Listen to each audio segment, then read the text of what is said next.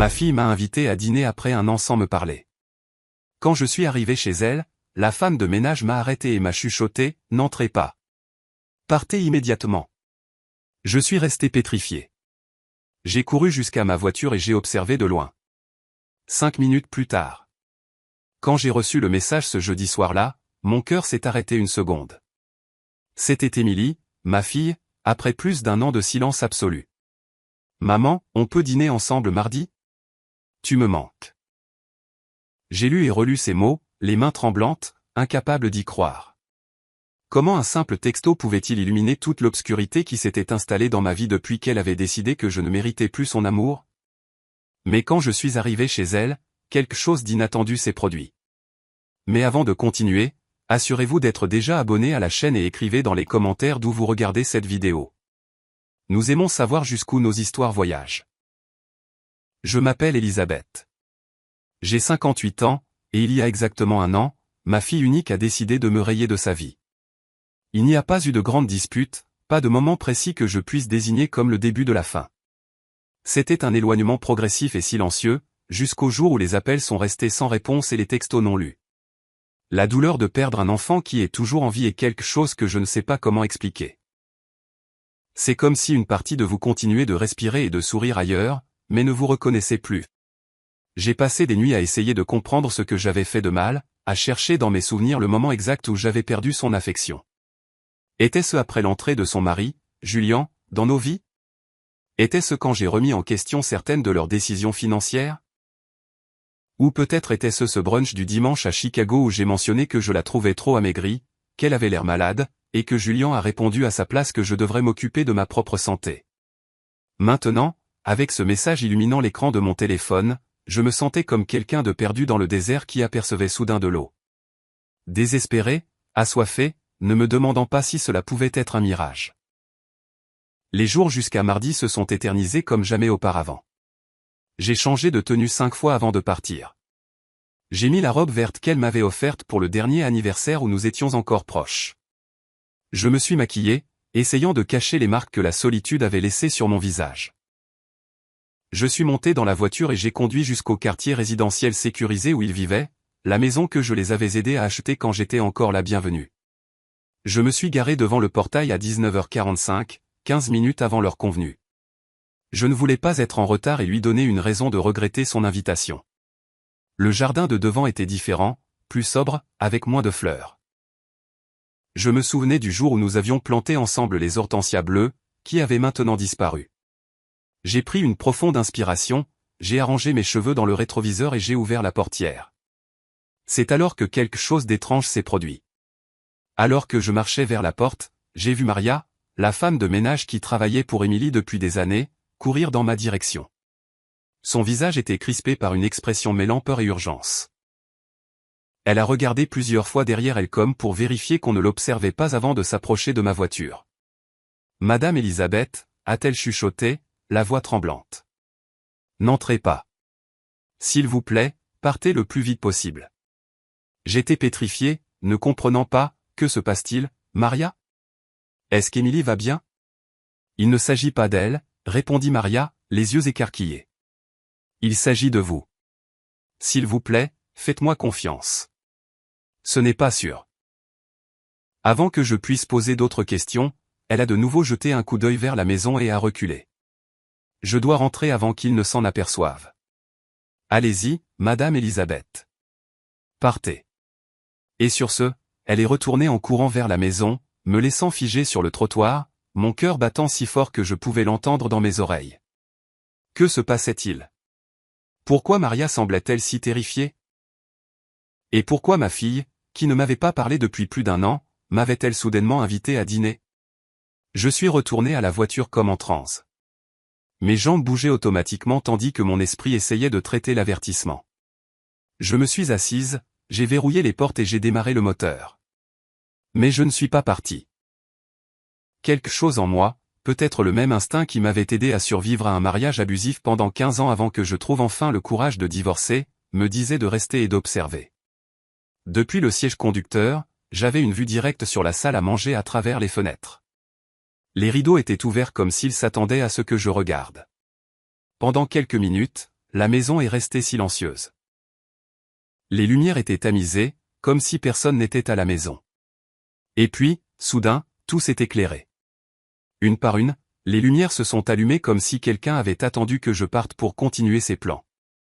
2 personnes que je n'avais jamais vues sont apparues dans la salle à manger. Un homme en costume sombre et une femme tenant un dossier.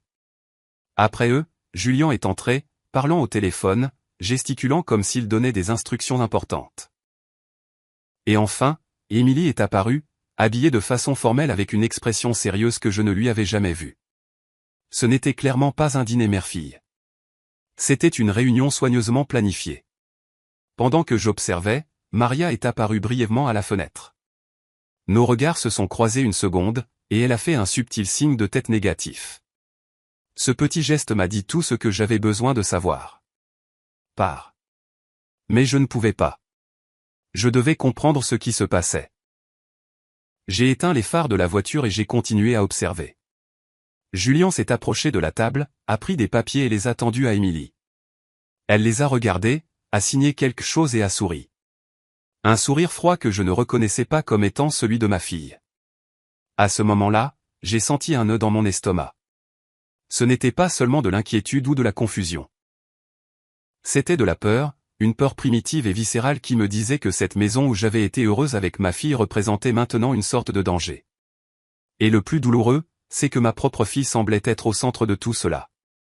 15 minutes se sont écoulées alors que j'étais assise, paralysée, à regarder cette scène étrange se dérouler. Julien a quitté la pièce et est revenu avec d'autres papiers. Émilie a vérifié quelque chose sur l'écran d'une tablette. Les 2 étrangers étaient toujours là, se parlant. Cela ressemblait à une réunion d'affaires, pas à un dîner de famille. Et puis Julien a regardé sa montre, puis la fenêtre, directement vers ma voiture. Je me suis instinctivement baissé, le cœur battant la chamade. Quand j'ai relevé les yeux, les rideaux étaient fermés. La maison qui fut autrefois l'endroit où je berçais ma fille pour l'endormir s'était transformée en un mystère menaçant sous mes yeux. J'ai démarré la voiture et je suis parti, mais je ne suis pas rentré chez moi. Je ne pouvais pas. Je me suis garé dans une station-service à quelques kilomètres de là, en périphérie de Denver, et j'ai essayé de mettre de l'ordre dans mes pensées. Quel genre de piège était-ce? Pourquoi Émilie m'appellerait-elle pour un dîner qui n'existait manifestement pas? Et surtout, que savait Maria qui la rendait si effrayée? J'ai sorti mon téléphone et j'ai relu le message d'Émilie. Les mots semblaient différents maintenant, juste nous deux. Peut-être que ce n'était pas une invitation à renouer, mais à quelque chose de bien plus sombre. La femme que j'avais élevée, que j'aimais inconditionnellement, complotait-elle quelque chose contre moi? L'idée était si douloureuse que des larmes ont commencé à couler sur mon visage avant même que je ne m'en rende compte. Je suis allé aux toilettes de la station-service pour me laver le visage. Dans le miroir, j'ai vu une femme que je reconnaissais à peine. Des cheveux grisonnants, des cernes profonds, un regard effrayé. Était-ce moi maintenant? Est-ce en cela que la douleur de perdre ma fille m'avait transformé? Je me suis appuyé sur le lavabo et j'ai pris une profonde inspiration. Je ne pouvais pas m'effondrer. Je devais découvrir ce qui se passait. De retour dans la voiture, j'ai réalisé que j'avais un appel manqué. C'était d'un numéro inconnu. Quelques secondes plus tard, le téléphone a vibré avec un message. Madame Elisabeth, c'est moi, Maria. Nous devons nous parler demain à midi au café du terminal de bus principal. C'est important. Ne le dites à personne. Cette nuit-là, je n'ai pas pu dormir. Chaque fois que je fermais les yeux, je voyais le visage d'Émilie signant ses papiers. Julien regardant sa montre. Le regard de terreur dans les yeux de Maria. Que planifiait-il? Et pourquoi ma propre fille serait-elle impliquée dans quelque chose contre moi? Quand le soleil a commencé à se lever, j'étais toujours éveillé, assise sur le balcon de mon petit appartement, regardant la ville d'Austin s'éveiller. Les gens dans les rues semblaient si normaux, si inconscients du tumulte qui se déroulait dans ma vie. Qu'est-ce que ce serait de se réveiller sans le poids de savoir que la personne que vous aimez le plus au monde pourrait vouloir vous faire du mal? Alors que l'horloge approchait de midi, une détermination grandissait en moi. J'irai à ce rendez-vous avec Maria et je découvrirai la vérité, aussi douloureuse soit-elle, car l'incertitude, réalisais-je, était encore plus insupportable que n'importe quelle vérité. La gare routière était bondée comme toujours. Des gens se précipitant pour attraper leur bus. Des familles se disant au revoir. Des adolescents avec d'énormes sacs à dos attendant leur transport. Je me sentais déplacé là. Une femme d'âge moyen, seule, cherchant des réponses à des questions que je ne savais même pas comment formuler. Le café se trouvait dans un coin reculé, un petit endroit avec des tables en formica et des chaises en plastique. J'ai choisi une table d'où je pouvais voir l'entrée et j'ai commandé un café que je savais que je ne pourrais pas boire. Mon estomac était noué. À 12h10, Maria est entrée. Elle était habillée simplement, une veste sombre et une écharpe couvrant partiellement son visage. Ses yeux parcouraient nerveusement les lieux, scrutant chaque recoin avant de se diriger vers ma table. « Madame Elisabeth » a-t-elle chuchoté en s'asseyant rapidement. « Merci d'être venue, Maria. Pour l'amour de Dieu, dites-moi ce qui se passe, ai-je plaidé, tenant ses mains tremblantes sur la table. Pourquoi m'avez-vous empêché d'entrer hier? Qu'est-ce qu'Émilie prépare? Elle a regardé autour d'elle comme si elle avait peur d'être observée et a baissé encore plus la voix. Ce n'est pas seulement Émilie, Madame Elisabeth. C'est Julien. Il contrôle tout. Un frisson m'a parcouru l'échine. Depuis le début, je n'avais jamais entièrement fait confiance à Julien. Il y avait quelque chose en lui, une froideur calculatrice derrière son sourire charmant. Mais Émilie était si amoureuse qu'elle n'a jamais voulu entendre mes inquiétudes. Il contrôle comment, ai-je demandé. Maria a pris une profonde inspiration. Depuis des mois, je vois des choses étranges se passer dans cette maison. Monsieur Julien, il isole Émilie. D'abord, ce furent ses amis, puis sa famille. Vous avez été la dernière à être écartée. Mais c'est Émilie qui a cessé de me parler, ai-je argumenté, confuse. Non, Madame Elisabeth, c'est lui qui l'a convaincue que vous essayiez de contrôler sa vie, que vous ne respectiez pas ses choix. Il déforme tout. Il fait croire à Émilie que tout le monde est contre elle. Que seul lui la protège. Maria a fait une pause, les yeux humides. Elle perd du poids parce qu'il contrôle même ce qu'elle mange. Il dit qu'elle doit rester en forme, que personne n'aime les femmes grosses. J'ai eu la nausée. Les pièces du puzzle commençaient à s'assembler. L'éloignement progressif, les changements de comportement d'Émilie, la façon dont elle commençait à répéter des phrases qui semblaient apprises par cœur. Et le dîner d'hier. Pourquoi m'inviter? Maria a baissé la voix encore plus. J'ai entendu une conversation entre eux. Monsieur Julien a dit qu'ils avaient besoin de votre signature sur certains documents. Quelque chose à propos de la maison que vous avez aidé à acheter et de certaines actions que le père d'Émilie lui a laissées. Des choses sur lesquelles vous avez encore un certain contrôle. L'appartement que j'avais aidé Émilie à financer lors de son mariage était encore partiellement à mon nom. Et les actions que mon ex-mari, le père d'Émilie, avait laissées à sa mort. J'en étais l'administratrice jusqu'à ses 35 ans, ce qui serait dans quelques mois à peine. Allait-il me faire signer des papiers pour tout leur transférer? Pas seulement ça, hésita Maria, les yeux fixés sur les miens. J'ai entendu Monsieur Julien parler à un homme au téléphone. Il a dit, après mardi, tout sera à nous, et personne ne le remettra en question. La vieille ne sera plus un obstacle. Mon sang se glaça. La vieille. C'est ainsi que Julien parlait de moi quand il pensait que personne n'écoutait? L'idée que mon gendre et ma propre fille conspiraient pour prendre mes biens était dévastatrice. Mais il y avait autre chose dans les mots de Maria. Quelque chose qu'elle ne disait pas, il y a plus, n'est-ce pas, Maria? Elle a hoché lentement la tête, une larme coulant sur son visage. Madame Elisabeth, je pense qu'il voulait vous faire du mal. J'ai entendu Julien parler d'un accident. Qu'il serait facile de faire croire que vous avez glissé dans les escaliers après avoir bu du vin au dîner. Le café a commencé à tourner autour de moi. Ma propre fille envisageant ma mort. Non, ce n'était pas possible. C'était trop insensé. Émilie n'accepterait jamais ça, dis-je, plus pour moi-même que pour Maria. Émilie n'est plus la même, Madame Elisabeth. Il la manipule. Elle fait tout ce qu'il dit. C'est comme si elle était hypnotisée. Je suis resté assise en silence, essayant de tout assimiler.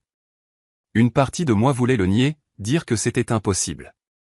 Mais une autre partie savait que Maria n'avait aucune raison d'inventer quelque chose d'aussi horrible. Pourquoi me dites-vous cela, Maria? Pourquoi vous mettre en danger comme ça? Son regard croisa le mien, rempli de détermination. Parce qu'Émilie était une bonne fille avant lui. Je l'ai vue grandir. Vous vous souvenez? Je travaillais pour vous depuis qu'elle avait 12 ans. Sa voix se brisa. Et parce que ma sœur est morte aux mains d'un homme comme Monsieur Julien. Un homme qui contrôlait tout, qui l'isolait de tout le monde, qui lui faisait croire que le monde était un endroit terrible et que seul lui pouvait la protéger. J'ai senti une boule dans ma gorge. Maria risquait son emploi, peut-être même sa sécurité, pour m'avertir. Avez-vous des preuves de quoi que ce soit? Quelque chose qui puisse nous aider? Elle a hoché la tête et a sorti un petit enregistreur de son sac à main. J'ai enregistré certaines conversations et pris des photos de documents que j'ai trouvés dans son bureau. Il prépare tout pour après mardi. Testament, transfert, tout. J'ai pris l'enregistreur avec des mains tremblantes. Maria, réalisez-vous que c'est criminel. Nous devons aller à la police. Non, s'est-elle exclamée, effrayée. Pas encore. Julien a des amis dans la police. Ils se vantent toujours de la facilité avec laquelle on peut faire disparaître les choses quand on connaît les bonnes personnes. Alors, que faisons-nous? Maria se pencha en avant. D'abord, vous devez vous protéger. Vous ne pouvez pas retourner à votre appartement. Ils savent où vous habitez. Ils connaissent votre routine. Il faut que vous restiez quelque part en sécurité pendant que nous en découvrons plus. Et Émilie, nous ne pouvons pas la laisser avec lui. Je la surveillerai, Madame Elisabeth, s'il essaie quoi que ce soit. Elle n'a pas terminé sa phrase, mais j'ai vu l'inquiétude dans ses yeux. Pour l'instant, l'important est de vous garder en sécurité. J'ai regardé par la fenêtre du café les gens qui passaient, inconscient de la terreur que je vivais. Comment pouvais-je simplement disparaître? Abandonner ma vie, ma maison, mon travail dans la petite librairie que je gérais à Boulder. Et comment pouvais-je laisser Émilie derrière moi, même si elle était impliquée dans quelque chose d'aussi terrible contre moi? J'ai une cousine qui vit à la campagne, a dit Maria. Près de Santa Fe. Nous pouvons dire que vous êtes allé lui rendre visite. Personne ne vous cherchera là-bas. L'idée de fuir, de me cacher, était presque aussi terrifiante que les révélations que je venais d'entendre. Et si j'essayais de parler à Émilie seule, sans Julien? Peut-être qu'elle. Madame Elisabeth, interrompit Maria, la voix ferme. Vous ne comprenez pas. Elle ne vous choisira pas. Pas maintenant. Il a un contrôle total sur elle. Ces mots m'ont frappé comme un coup de poing. La vérité que je ne voulais pas affronter. J'avais déjà perdu ma fille. Pas quand elle a cessé de me parler il y a un an, mais bien avant, quand cet homme est entré dans nos vies et a commencé à tisser sa toile de manipulation. J'irai chez votre cousine, ai-je finalement décidé. Mais pas pour me cacher. Pour réfléchir, pour planifier comment nous allons sauver Émilie. Maria a hoché la tête, visiblement soulagée. C'est ce qu'il y a de mieux, Madame Elisabeth. Je surveillerai ici et je vous tiendrai informé. Nous allons sortir Émilie de là. Quand nous avons quitté le café, le monde semblait différent, plus menaçant. Le soleil de midi ne semblait plus chaud, et les visages des gens autour de moi ressemblaient à des masques cachant des intentions inconnues. J'étais sur le point de laisser derrière moi tout ce que je connaissais. Fuyant un danger qui venait de la personne que j'aimais le plus au monde. J'ai regardé Maria une dernière fois avant que nous nous séparions. Prenez soin de vous éveiller sur ma fille. Toujours, Madame Elisabeth. Je me suis dirigé vers ma voiture, sentant le poids de l'enregistreur dans la poche de ma veste.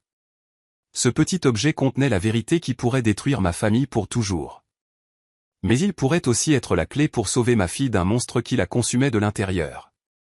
La maison de la cousine de Maria se trouvait dans une petite ville à environ 3 heures de la ville, près de Santa Fe.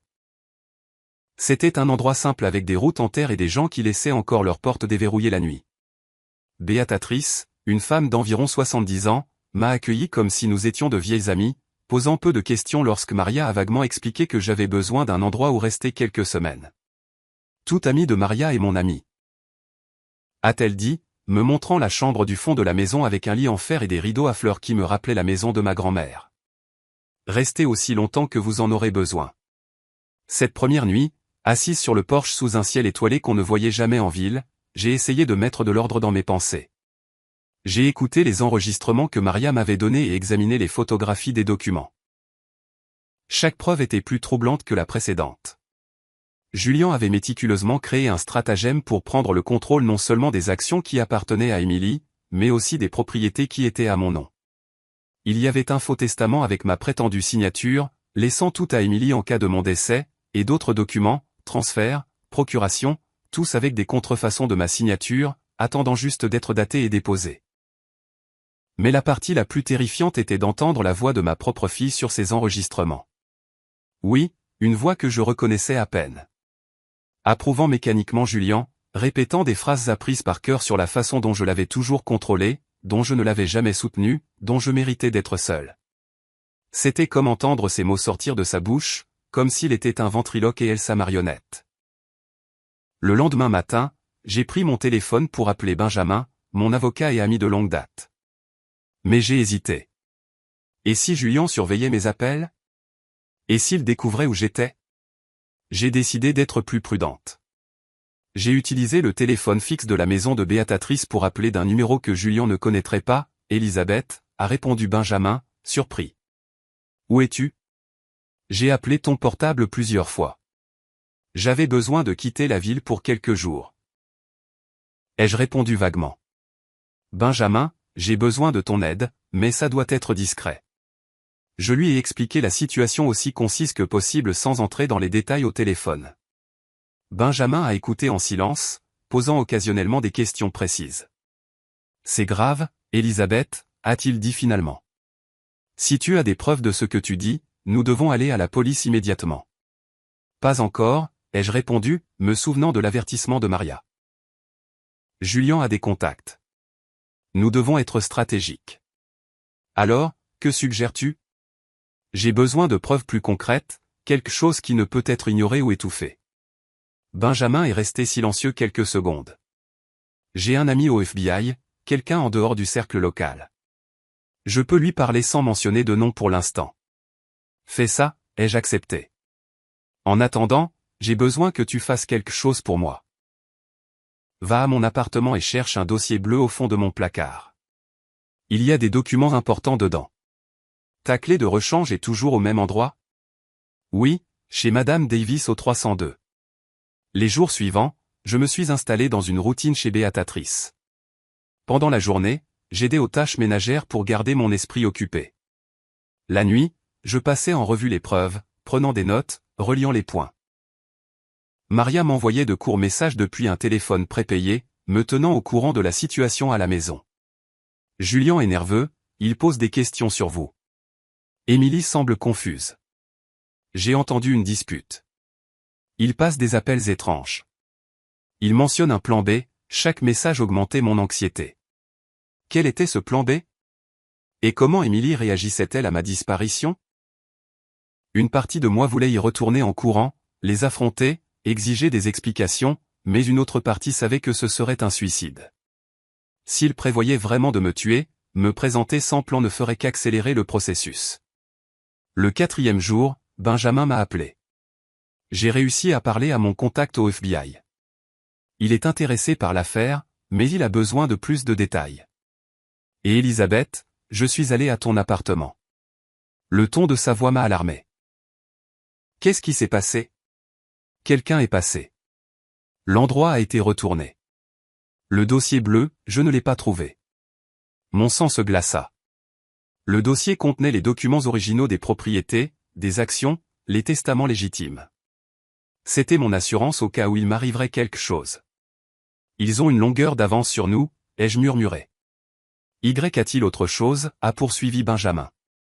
Il y a une enquête sur toi. Quoi? Quel genre d'enquête? Il semble que quelqu'un ait signalé des irrégularités à la librairie. Évasion fiscale, blanchiment d'argent. C'est complètement absurde, mais c'est en cours. La stratégie de Julien devenait claire.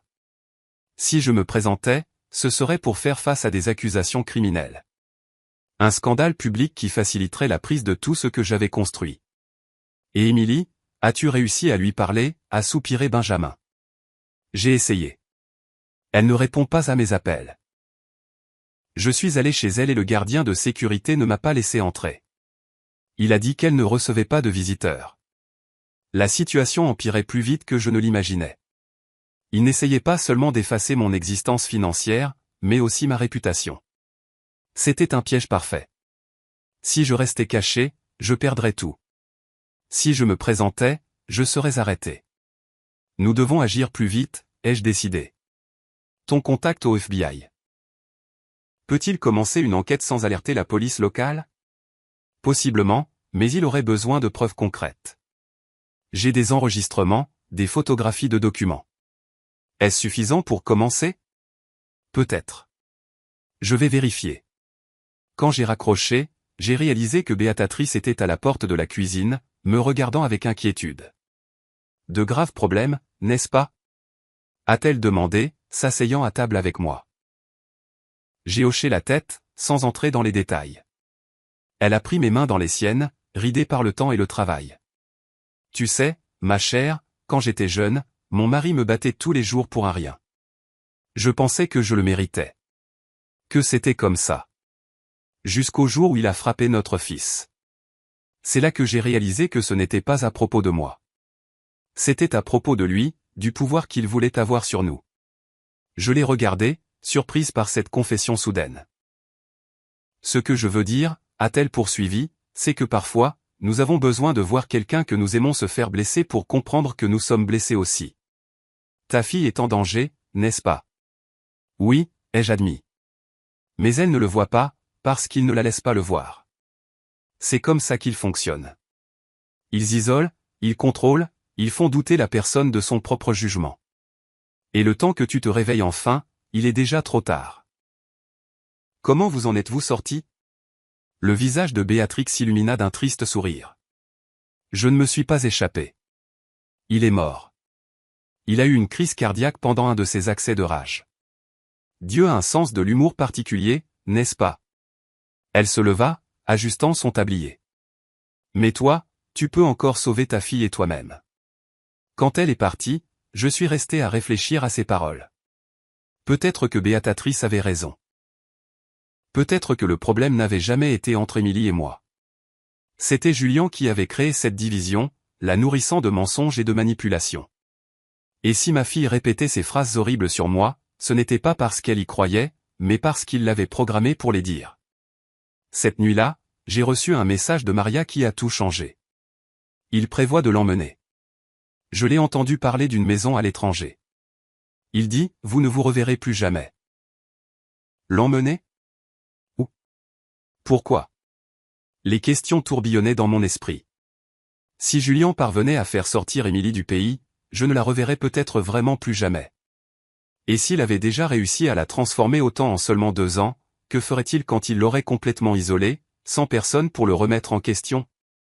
Je ne pouvais plus attendre. Je ne pouvais pas faire confiance au système judiciaire pour agir à temps. Ma fille était en danger immédiat, même si elle ne s'en rendait pas compte. Je devais la sortir des griffes de Julien avant qu'il ne soit trop tard. J'ai attrapé mon téléphone et j'ai appelé Benjamin. Changement de plan, ai-je dit dès qu'il a répondu. Nous n'attendons pas l'enquête formelle.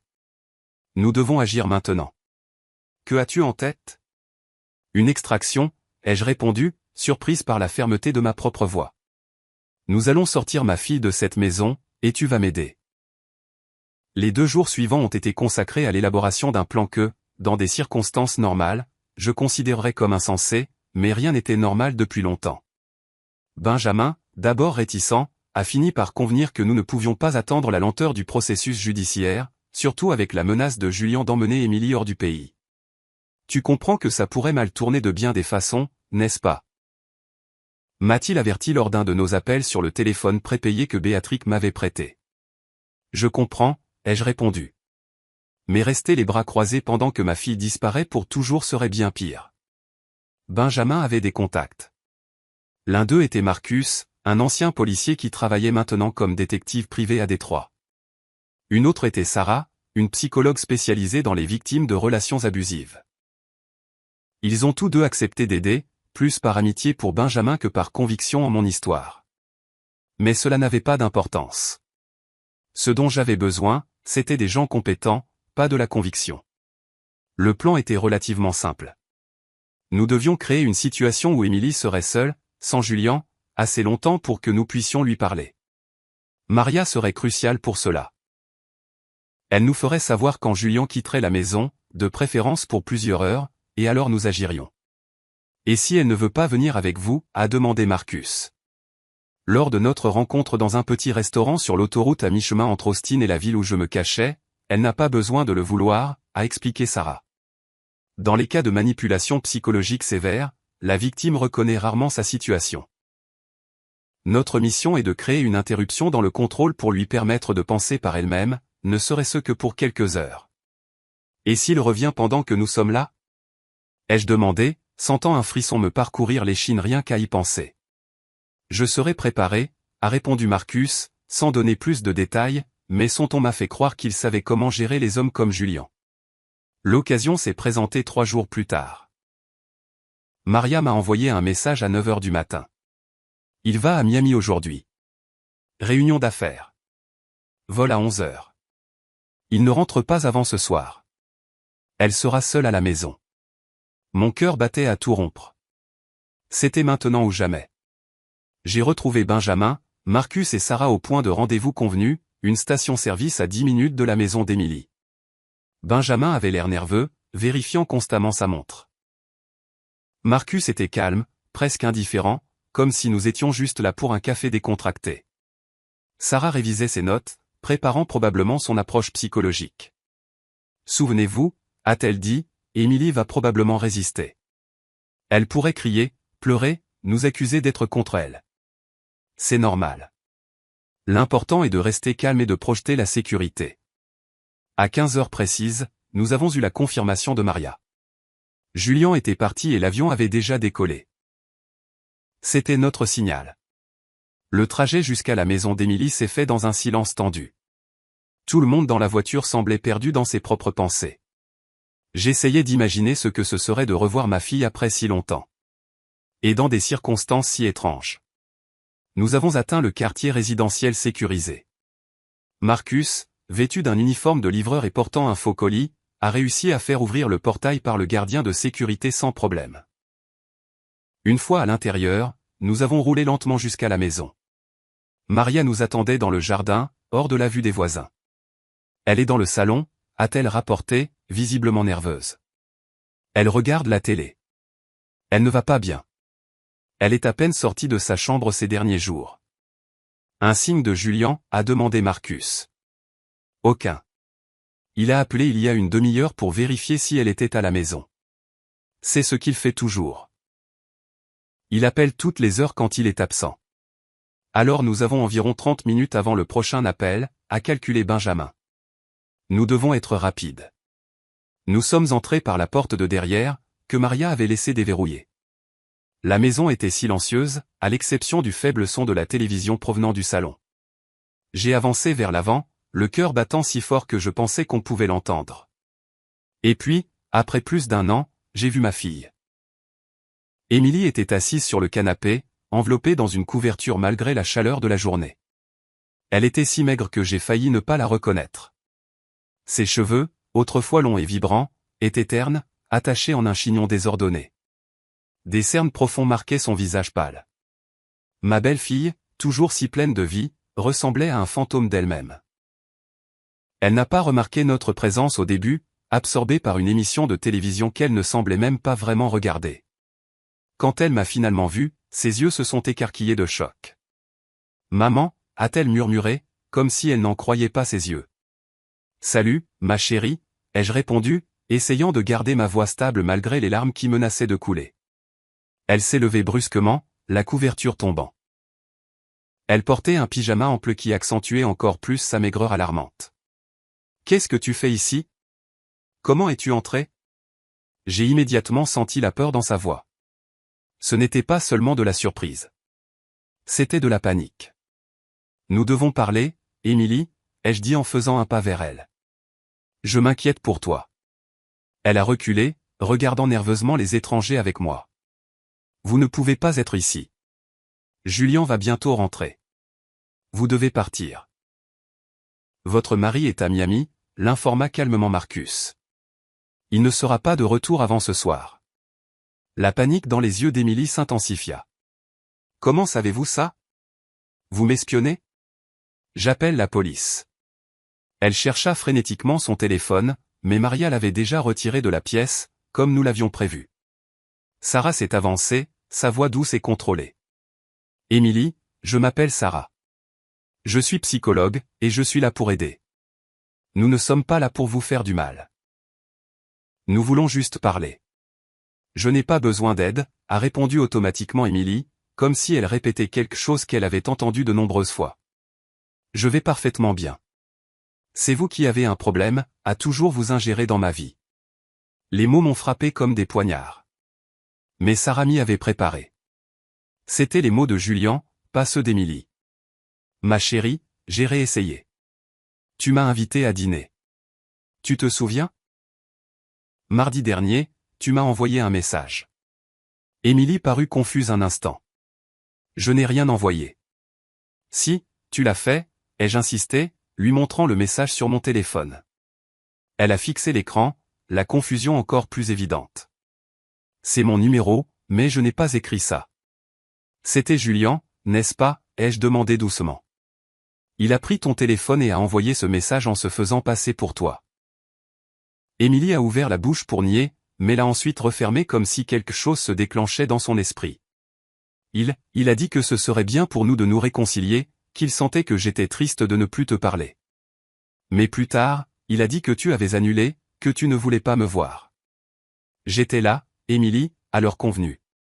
Mais Maria m'a empêché d'entrer parce qu'elle a entendu Julian comploter quelque chose contre moi. Émilie a regardé Maria, qui a hoché la tête en silence. C'est vrai, mon enfant. Je l'ai entendu parler de faire passer ça pour un accident. De la façon dont vous hériteriez de tout après la chute de votre mère dans les escaliers. Non, murmura Émilie en secouant la tête. Il ne ferait pas ça. Il m'aime. Il me protège. Il te protège de quoi, Émilie, demanda Sarah, sa voix toujours calme. Du monde? Des gens qui t'aiment? Regarde-toi. Es-tu heureuse? Es-tu en bonne santé? Ou as-tu peur tout le temps? Émilie s'est mise à pleurer, ses épaules secouées sous le poids des questions. Je voulais courir vers elle, la serrer dans mes bras, lui dire que tout irait bien. Mais Sarah avait été claire. Nous devions maintenir une distance émotionnelle à ce premier moment. Émilie avait besoin de digérer. Il dit que vous ne me comprenez pas, sanglota-t-elle.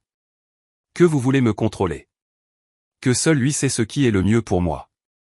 Et tu crois ça, ai-je demandé doucement. Je ne sais plus quoi croire, a-t-elle admis, semblant soudainement épuisée. Je suis si fatiguée. C'est à ce moment-là que j'ai réalisé à quel point ma fille avait été endommagée. Pas seulement physiquement, mais émotionnellement, psychologiquement. Julian avait systématiquement détruit sa confiance, son sens de la réalité, sa connexion au monde. Et j'avais laissé faire, en restant à l'écart alors que j'aurais dû me battre plus fort. Émilie, a dit Sarah, tu n'as pas à décider quoi que ce soit maintenant. Nous te demandons juste de venir avec nous quelques heures pour parler dans un endroit neutre, sans l'influence de Julian. Il sera furieux si je pars, murmura-t-elle, la peur évidente dans sa voix. Est-ce qu'il contrôle où tu vas, demanda Marcus, son ton professionnel, mais ses yeux révélant de l'indignation. Émilie hésita, comme si elle réalisait pour la première fois à quel point la situation était absurde. Il dit que c'est pour ma sécurité, qu'il y a des gens qui veulent nous faire du mal. Des gens comme ta mère, a interrogé Benjamin, parlant pour la première fois. Émilie m'a regardé et j'ai vu quelque chose dans ses yeux que je n'avais pas vu depuis longtemps. Du doute, non pas à mon sujet, mais au sujet des mensonges qu'elle avait crus. Il a dit que tu voulais me tenir éloigné de lui parce que tu étais jalouse. Parce que j'avais un mariage parfait et que tu avais échoué le tien. J'ai pris une profonde inspiration, sentant la piqûre de ces mots, mais comprenant qu'ils n'étaient pas vraiment les siens. Émilie, ton père et moi nous sommes séparés parce qu'il m'a trompée. Tu le sais. Et je n'ai jamais voulu autre chose que ton bonheur. Si Julian te rendait vraiment heureuse, je serais la première à te soutenir. Mais il ne te rend pas heureuse, n'est-ce pas? Sarah a continué, saisissant le moment de vulnérabilité. Tu es plus isolée, plus mince et plus effrayée chaque jour. Les larmes d'Émilie coulaient librement maintenant. Il dit que je suis grosse, que personne ne voudra de moi si je ne prends pas soin de moi, que je devrais être reconnaissante qu'il m'accepte comme ça. Mon cœur s'est brisé en entendant cela. Ma belle-fille, toujours si sûre d'elle, réduite à douter même de son apparence. Émilie, dit Maria en s'approchant prudemment. Monsieur Julien n'est pas celui que vous croyez. Il vous manipule, tout comme il a manipulé les documents de votre mère. Quels documents demanda Émilie, confuse. Benjamin sortit de sa mallette des copies des faux que Maria avait photographiés. Ceci. Votre signature et celle de votre mère, contrefaite. Une partie d'un plan pour prendre le contrôle des propriétés, des actions, de tout.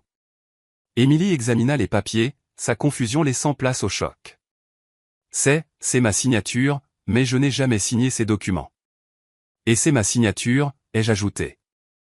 Sur des documents que je n'ai jamais vus. Soudain, le téléphone fixe de la maison sonna, nous faisant tous sursauter. L'horloge murale indiquait 13h30, l'heure de l'appel de contrôle de Julien. C'est lui, murmura Émilie, la panique revenant. Si je ne réponds pas.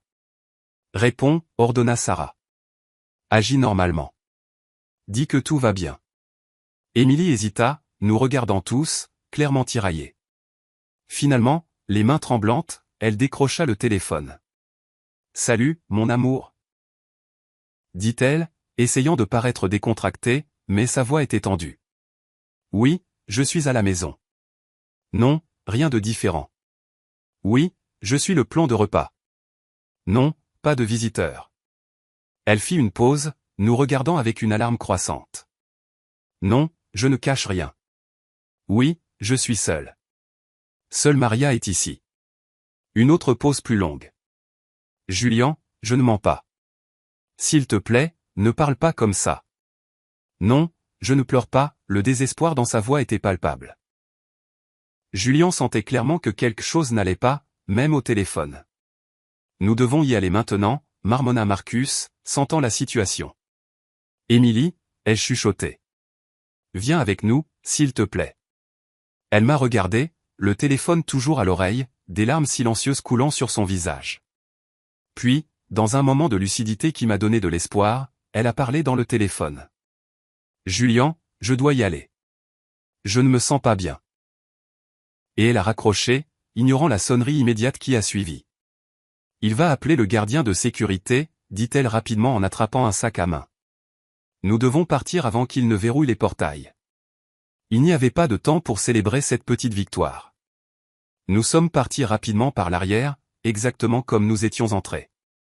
Marcus est allé chercher la voiture pendant que nous attendions dans la cour, tendu, à l'écoute de tout mouvement. Il va me trouver, murmura Émilie en se serrant dans ses bras. Il me trouve toujours. Pas cette fois, ai-je promis, m'autorisant enfin à toucher son bras. Cette fois, je suis là, et je ne le laisserai plus te faire de mal. Quand la voiture est arrivée, nous sommes montés rapidement. Marcus a conduit vite, mais pas au point d'attirer l'attention. Dans le rétroviseur, j'ai vu le gardien de sécurité de la communauté sortir de sa guérite, regardant autour de lui, cherchant probablement Émilie à la demande de Julien. Nous étions sur l'autoroute quand le téléphone de Maria a sonné. Elle a répondu, le visage pâle. Monsieur Julien. Non, je ne sais pas où elle est. Je suis sorti faire les courses. Elle a raccroché, tremblante. Il est furieux. Il prend le premier vol de retour. Combien de temps avons-nous, demanda Benjamin. 2, peut-être 3 heures s'il trouve un vol immédiatement. Ce n'était pas beaucoup de temps, mais il faudrait que ça suffise. J'ai regardé Émilie assise à côté de moi, l'air à la fois soulagé et terrifié. Elle avait fait le premier pas, le plus difficile. Mais la bataille ne faisait que commencer. Où allons-nous, demanda-t-elle d'une petite voix. Dans un endroit sûr, ai-je répondu en lui tenant la main. Un endroit où il ne pourra pas t'atteindre. Et tandis que la voiture continuait sur l'autoroute, nous emmenant loin de cette maison des horreurs, j'ai ressenti un mélange de peur et de détermination. Julien nous poursuivrait avec toute sa rage et ses ressources. Mais je ne reculerai pas. Pas cette fois. Ma fille avait besoin de moi, et je serai là pour elle, quel qu'en soit le prix. L'endroit sûr était une petite ferme appartenant à la famille de Marcus, à environ 100 km de la ville. C'était assez isolé pour nous donner de l'intimité, mais assez proche de la civilisation pour ne pas être complètement vulnérable. La maison principale était simple avec 3 chambres, un grand salon et une cuisine rustique. Émilie est restée silencieuse pendant la majeure partie du trajet.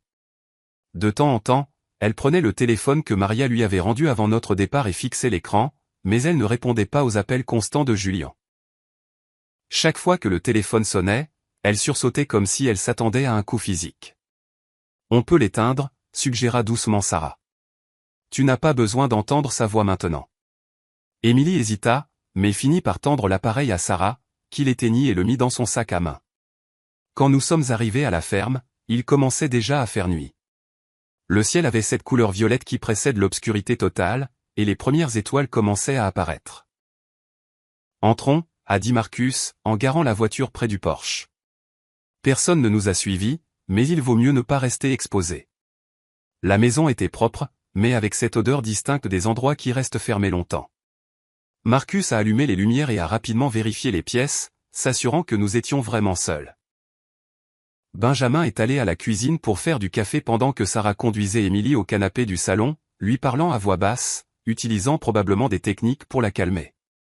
Je suis resté au milieu du salon à regarder ma fille, essayant encore de réaliser qu'elle était vraiment là, que nous avions réussi à la sortir de cette maison. Cela semblait irréel, comme un rêve dont j'avais peur de me réveiller. « Vous deux, vous devez parler », a dit Sarah en se levant. Je vais aider Benjamin dans la cuisine. Je me suis assise à côté d'Émilie, en gardant une distance respectueuse. Elle était recroquevillée comme si elle essayait de prendre le moins de place possible. Ses mains minces et pâles se tordaient nerveusement sur ses genoux. « Comment te sens-tu » ai-je demandé, sachant que c'était une question stupide, mais ne sachant pas par où commencer d'autre. Elle a haussé les épaules. Un geste qui me rappelait tellement l'adolescente qu'elle avait été. Confuse, effrayée. « Je ne sais pas ce que je fais ici. »« Tu es ici parce qu'une partie de toi sait que quelque chose ne va pas » ai-je répondu doucement, même si c'est difficile à admettre. Émilie a levé les yeux vers moi et j'ai vu un mélange de colère, de peur et de confusion dans ses yeux. « Tu détestes Julien, tu l'as toujours détesté, depuis le début. »« Non, Émilie. Je me suis méfié de lui quand j'ai réalisé à quel point il te changeait, à quel point il te coupait de tout ce qui t'aimait. Il me protège » a-t-elle répondu automatiquement. Mais sa voix manquait de conviction. « De quoi, ma chérie ? De qui ? De ta mère qui ne veut que te voir heureuse ? De tes amis que tu n'as pas vus depuis plus d'1 an ? De ta vie que tu as abandonnée pour lui ? » Elle n'a pas répondu, mais j'ai vu des larmes se former dans ses yeux. « Émilie, regarde-toi. » Ai-je continué, en essayant de ne pas paraître accusatrice. « Tu es si maigre, je t'ai à peine reconnu. Tu es terrifiée par un appel téléphonique de ton propre mari. Tu vis isolée, sans amis, sans famille. Est-ce que c'est de la protection ou une prison ? » Une larme s'est échappée et a glissé sur sa joue. Il dit que c'est pour mon bien, que j'étais naïve, que les gens voulaient profiter de moi. Et qui a profité de toi, ma chérie ? Tes amis qui t'appelaient tous les jours jusqu'à ce que tu cesses de répondre ? Moi qui t'ai appelé pendant des mois sans réponse ? Ou l'homme qui contrôle ce que tu manges, où tu vas et à qui tu parles ? Elle s'est couvert le visage de ses mains, sanglotant en silence. Je voulais la serrer dans mes bras, mais je savais que je devais la laisser traiter ses propres émotions. Émilie devait arriver à ses propres conclusions. « Quand est-ce que tu t'es sentie vraiment heureuse pour la dernière fois » ai-je demandé après un moment. Elle a levé le visage, pensive. « Je ne sais pas. Avant, je suppose, avant que tout ne devienne si compliqué. Avant qu'il ne commence à t'isoler, avant qu'il ne te fasse douter de toi-même et de tout le monde autour de toi. » Émilie a hoché lentement la tête, comme si elle s'avouait quelque chose pour la première fois. C'était différent au début. Il était attentionné, affectueux. Il me faisait me sentir spécial. « C'est comme ça qu'il fonctionne », a dit Benjamin, revenant dans le salon avec un plateau de café. Il commence par te faire sentir comme la personne la plus importante du monde. Puis, lentement, il t'effrite, t'isole jusqu'à ce que tu dépendes complètement d'eux. Émilie le regarda, curieuse. « Comment savez-vous ça ?» Benjamin posa le plateau sur la table et s'assit dans le fauteuil en face de nous. Ma sœur a vécu quelque chose de similaire. Il nous a fallu des années pour réaliser ce qui se passait. Le temps que nous la sortions enfin de cette situation, elle était à peine la personne que nous connaissions. Et comment va-t-elle maintenant, demanda Émilie, une lueur d'espoir dans les yeux. Mieux. Pas complètement remise. Je doute que quelqu'un se remette jamais complètement de ce genre d'abus. Mais elle revit. Elle a des amis. Elle travaille. Elle sourit. Des choses simples qui semblaient impossibles avant. Le mot « abus » a fait tressaillir Émilie. Il ne m'a jamais frappé, a-t-elle murmuré. L'abus n'est pas seulement physique, Émilie, a expliqué Sarah, nous rejoignant. Le contrôle, la manipulation, l'isolement, le gaslighting. Ce sont toutes des formes d'abus. Gaslighting, a répété Émilie, confuse. C'est quand quelqu'un vous fait douter de votre propre perception de la réalité. Quand il dit que des choses qui se sont passées ne se sont pas passées, ou que vous imaginez des choses. Quand il transforme vos préoccupations légitimes en paranoïa. Émilie est restée silencieuse. Et je pouvais voir les rouages tourner dans son esprit, reliant les points, rejouant des souvenirs sous un nouveau jour. Il fait ça, a-t-elle finalement admis, sa voix presque inaudible. Quand je dis que je suis inquiète pour quelque chose, il dit que je surréagis. Quand je me souviens de quelque chose qu'il a dit ou fait, il jure que ça n'est jamais arrivé, que je confonds les choses. Et quand quelqu'un comme votre mère essaie de vous avertir, a poursuivi Sarah, il vous convainc que cette personne a une arrière-pensée, qu'elle essaie de vous séparer par jalousie ou par méchanceté. Émilie m'a regardé, la compréhension se faisant lentement jour dans ses yeux. Il a dit que tu étais contrôlante, que tu voulais que j'échoue pour que je continue à dépendre de toi. Je voulais juste que tu sois heureuse, ma chérie, ai-je répondu, sentant ma propre voix se briser, et je te voyais disparaître sous mes yeux. Le téléphone de Marcus a sonné, interrompant notre moment. Il a répondu rapidement, et son expression est devenue sombre. Il est chez Béatatrice, a-t-il rapporté en raccrochant. Un de mes contacts dans la police vient de m'alerter. Julien a réussi à tracer un appel que tu as passé de là-bas, Elisabeth. Il est furieux, il menace tout le monde. Mon sang se glaça. Est-ce que Béatrice va bien? Oui, elle n'était pas à la maison. Mais il interroge les voisins, montre des photos de vous et d'Émilie. Ce n'est qu'une question de temps avant que quelqu'un mentionne vous avoir vu partir ensemble. Émilie est devenue encore plus pâle. Si c'était possible. Il va nous trouver. A-t-elle chuchoté, la panique évidente dans sa voix. Non, il ne le fera pas, a garanti Marcus. Personne ne connaît cette ferme à part des personnes de confiance absolue. Et nous sommes préparés s'il essaie quoi que ce soit. Préparés comment, ai-je demandé, alarmé. Marcus a ouvert sa veste, révélant un pistolet à sa taille. Je suis un ancien flic, vous vous souvenez? J'ai un permis légal. Et je n'hésiterai pas à l'utiliser s'il menace quelqu'un ici. La vue de l'arme m'a mise mal à l'aise, mais aussi étrangement soulagée. Julien n'était pas le genre d'homme à reculer devant des mots ou des menaces en l'air. Il était dangereux, et peut-être avions-nous besoin d'une vraie protection. Que faisons-nous maintenant, demanda Benjamin. Il est clairement prêt à tout pour les retrouver. Nous devons prendre les preuves que nous avons et aller au FBI, ai-je décidé, dès demain matin. Plus nous attendons, plus cela devient dangereux. D'accord, a dit Marcus. J'ai un ami qui peut nous escorter jusqu'au bureau local, s'assurer que nous sommes entendus par les bonnes personnes. J'ai regardé Émilie, qui tremblait légèrement. Es-tu prête à témoigner contre lui? À leur dire ce qu'il t'a fait, à notre famille. Elle a hésité, la peur toujours évidente dans ses yeux. Mais ensuite, lentement, elle a hoché la tête. Oui. Je suis fatigué de vivre comme ça. Fatigué d'avoir peur tout le temps. Ces simples mots m'ont rempli d'espoir. Ma fille revenait, trouvant lentement sa voix, sa force. Alors c'est réglé, a déclaré Benjamin. Demain à la première heure, nous allons au bureau local. Ce soir, nous nous reposons. Marcus a organisé un tour de garde. Lui et Benjamin se relaieraient pour s'assurer que personne ne s'approche de la maison pendant la nuit. Sarah a préparé un léger sédatif pour Émilie, qui était manifestement épuisée, tant physiquement qu'émotionnellement. Je l'ai accompagnée dans l'une des chambres où elle s'est allongée sans même se changer. Je me suis assise à côté d'elle sur le lit, regardant son visage fatigué. « Maman » murmura-t-elle, déjà à moitié endormie à cause du médicament. « Oui, ma chérie. Je suis tellement désolée pour tout, d'avoir cru en lui au lieu de te faire confiance. Je lui ai caressé les cheveux comme je le faisais quand elle était petite. Ce n'était pas ta faute, ma chérie. Les hommes comme Julien sont des experts en manipulation. Tu n'avais aucun moyen de savoir. J'aurais dû savoir, a-t-elle insisté, les yeux se fermant. J'aurais dû voir les signes. Chut, ai-je murmuré. Repose-toi maintenant. Nous aurons le temps de parler de tout ça demain. Elle a pris ma main, la serrant faiblement. Ne me quitte pas, maman. S'il te plaît.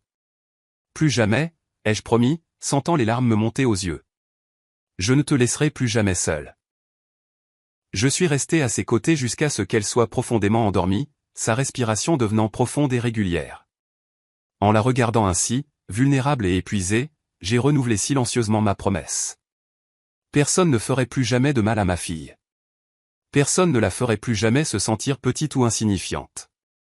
Ni Julien, ni aucun autre homme. Quand j'ai été sûr qu'elle dormait profondément, j'ai quitté la pièce sans bruit. Dans le salon, j'ai trouvé Benjamin, Marcus et Sarah qui parlaient à voix basse. « Comment va-t-elle » a demandé Sarah. « Elle dort » ai-je répondu, me sentant soudainement épuisé moi-même. Le médicament a agi rapidement. « Elle a besoin de ce repos » a dit Sarah. Son corps et son esprit sont en état d'alerte permanent depuis longtemps. C'est épuisant de vivre sous ce genre de stress. Je me suis assise avec eux, acceptant une tasse de café que Benjamin m'a offerte. « Que pensez-vous qu'il se passera demain » ai-je demandé. « Si tout se passe bien, Julien sera emmené pour interrogatoire » a expliqué Marcus.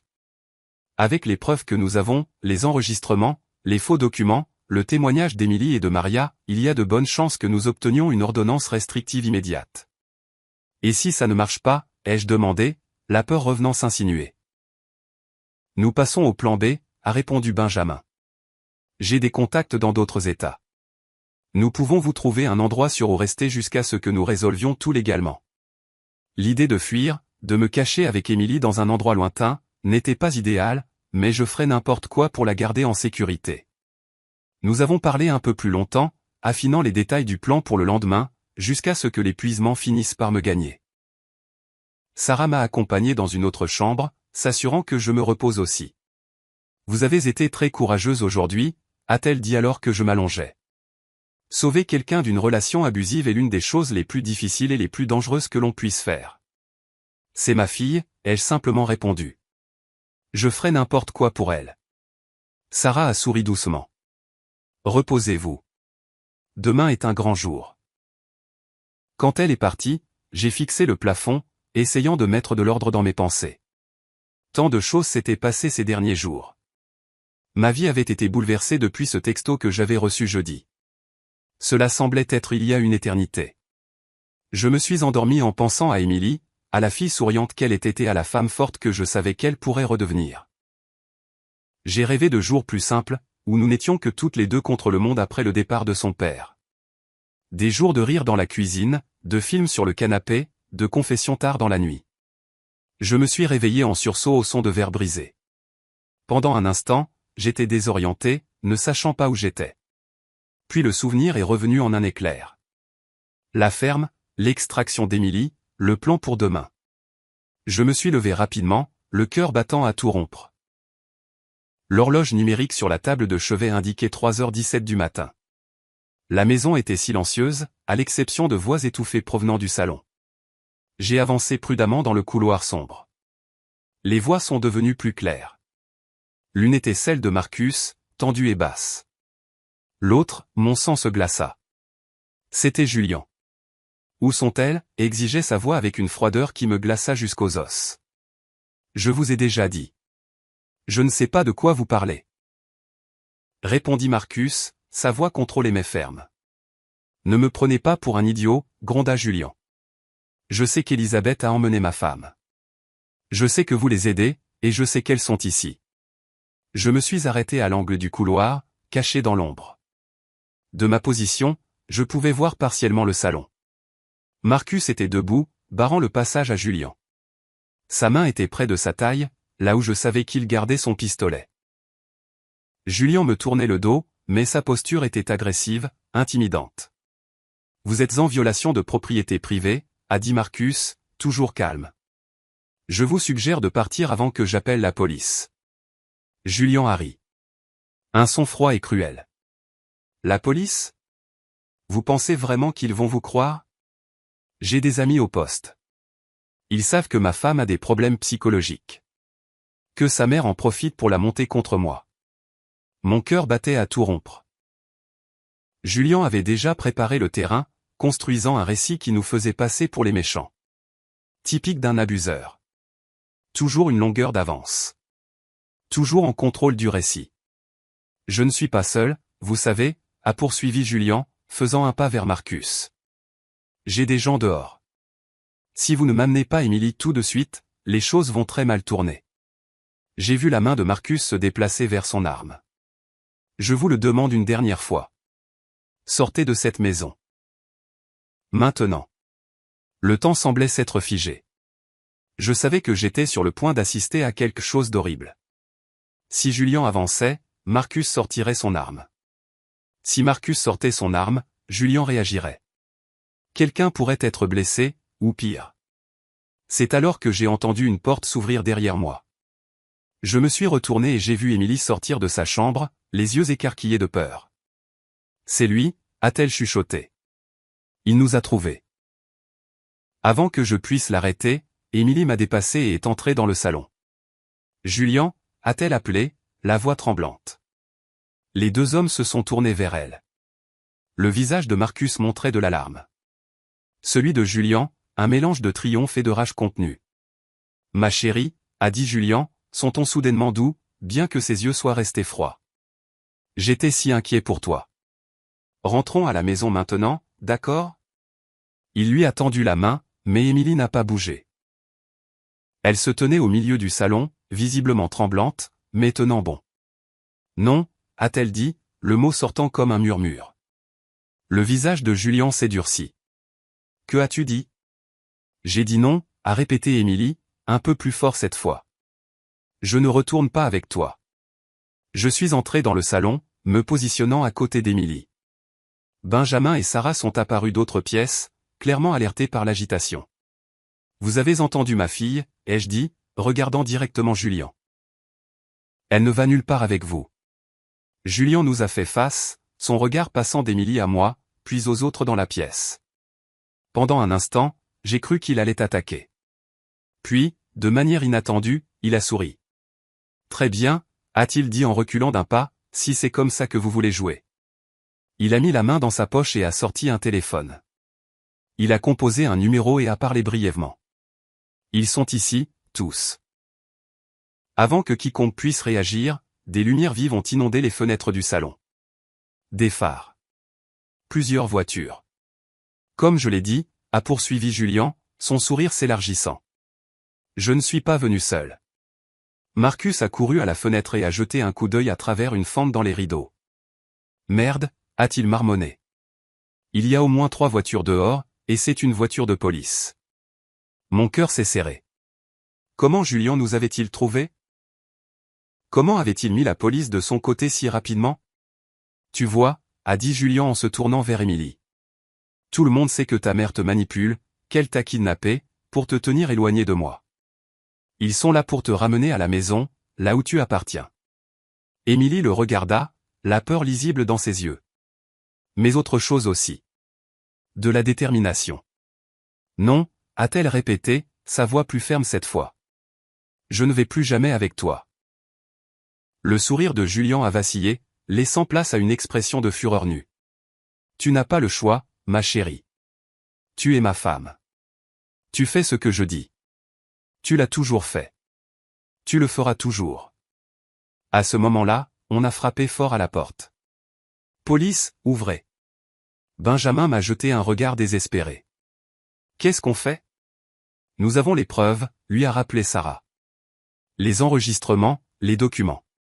Nous ne faisons rien de mal ici. Mais est-ce qu'ils nous écouteront?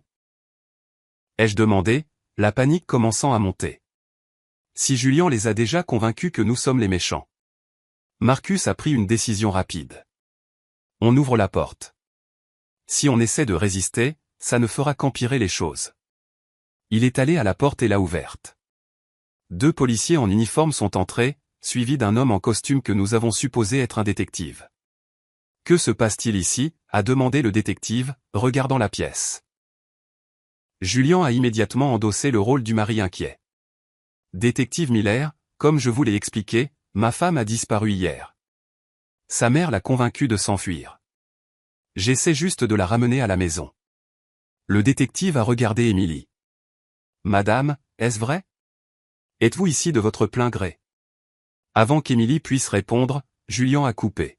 « Elle ne va pas bien, détective. Elle a des antécédents de problèmes émotionnels. Elle est confuse. La rage a monté en moi. »« Ma fille n'a aucun problème, m'exclamai-je. C'est cet homme qui la manipule et l'abuse psychologiquement depuis des années. » Le détective m'a regardé avec scepticisme. « Madame, nous avons un rapport officiel selon lequel vous auriez pu enlever votre propre fille. »« C'est absurde », a protesté Benjamin. « Nous avons des preuves d'abus, de manipulation, de faux documents, des témoignages. Allez-vous les croire ?» Julien a ri en se tournant vers le détective. « Ce sont ses amis. Évidemment, ils vont dire n'importe quoi pour la couvrir. » La pièce était tendue, tout le monde parlant en même temps. Les policiers avaient l'air confus, regardant d'un groupe à l'autre, ne sachant manifestement pas qui croire. C'est alors qu'Émilie s'est avancée. « Je veux porter plainte », a-t-elle dit, sa voix étonnamment claire et ferme. Le silence s'est fait dans la pièce. Tous les yeux se sont tournés vers elle. « Une plainte pourquoi, madame ?» a demandé le détective. « Abus psychologique et émotionnel », a répondu Émilie. « Falsification de documents, tentative de fraude, peut-être même tentative de meurtre. » Julien a pâli. « Tu délires » a-t-il sifflé. « Personne ne va croire ça. »« J'ai des preuves » a poursuivi Émilie en l'ignorant. Elle s'est tournée vers Sarah, qui lui a rapidement tendu son sac à main. De l'intérieur, Émilie a sorti l'enregistreur que Maria m'avait donné. Voici des enregistrements de mon mari discutant de plans pour falsifier la signature de ma mère afin de prendre le contrôle de ses propriétés.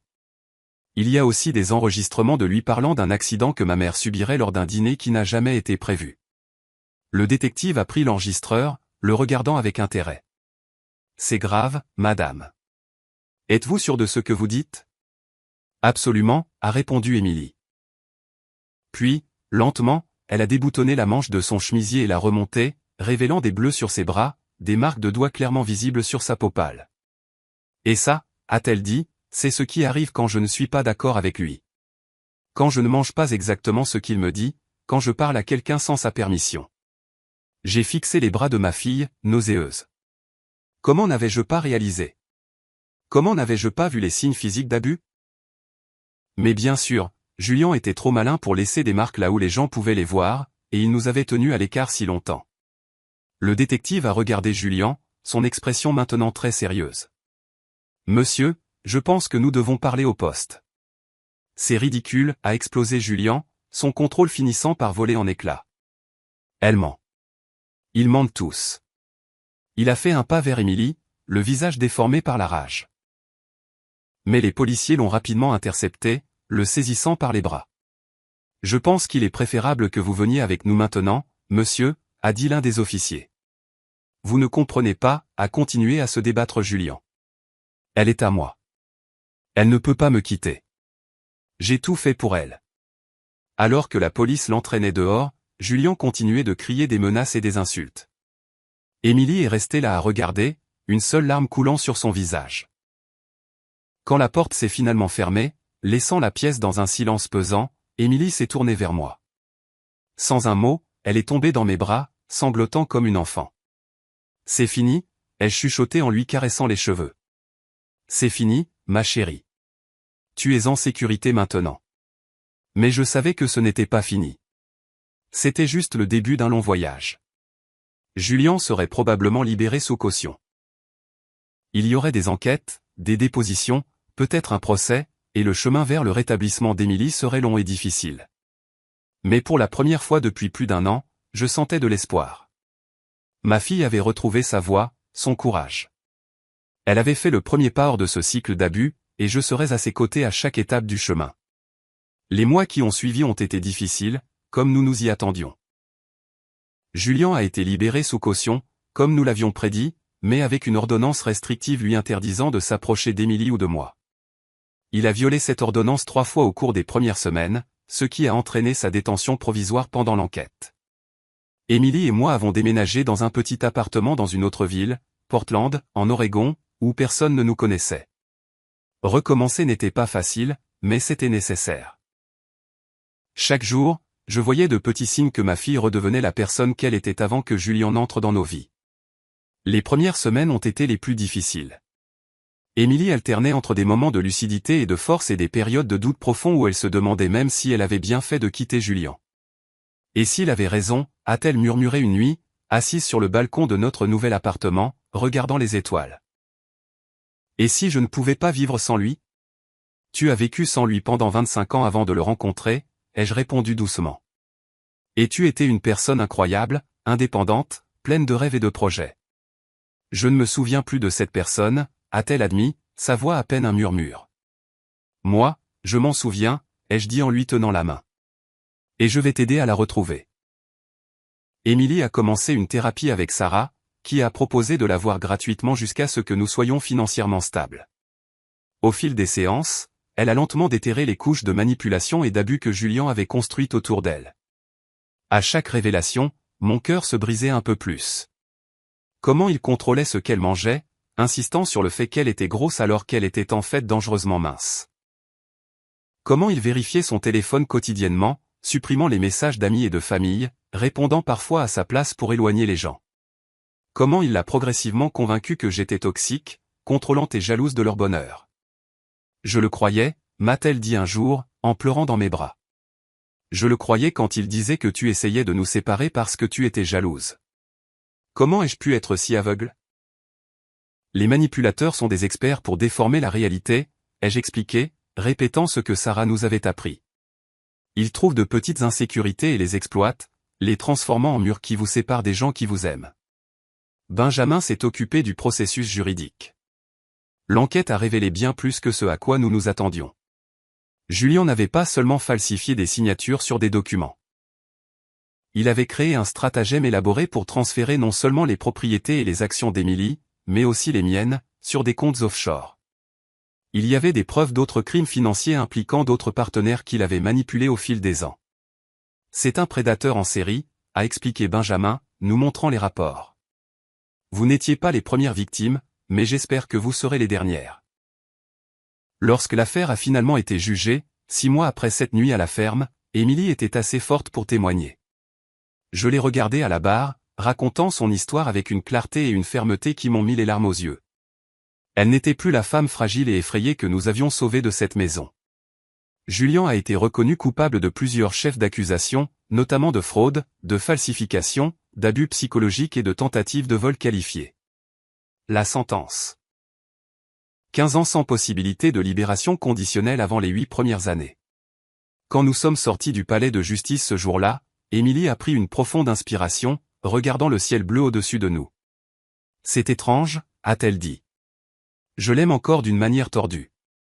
C'est comme si une partie de moi voulait encore croire que tout ce que nous avons vécu était réel, qu'il se souciait vraiment. Ce que tu as ressenti pour lui était réel, ai-je répondu. Le problème, c'est que ce qu'il ressentait pour toi n'était pas de l'amour. C'était de la possession. Et il y a une énorme différence entre les deux. Elle a hoché lentement la tête. Je vais avoir besoin de temps pour désapprendre tout ce qu'il m'a appris, pour faire à nouveau confiance aux autres et à moi-même. Tu as tout le temps du monde, ma chérie. Et tu n'es pas seule dans ce voyage. 5 ans ont passé depuis cette nuit à la ferme. 5 ans de guérison, de reconstruction, de redécouverte. Émilie a terminé son master et travaille maintenant dans un centre de soutien pour les victimes de violences domestiques à la Nouvelle-Orléans.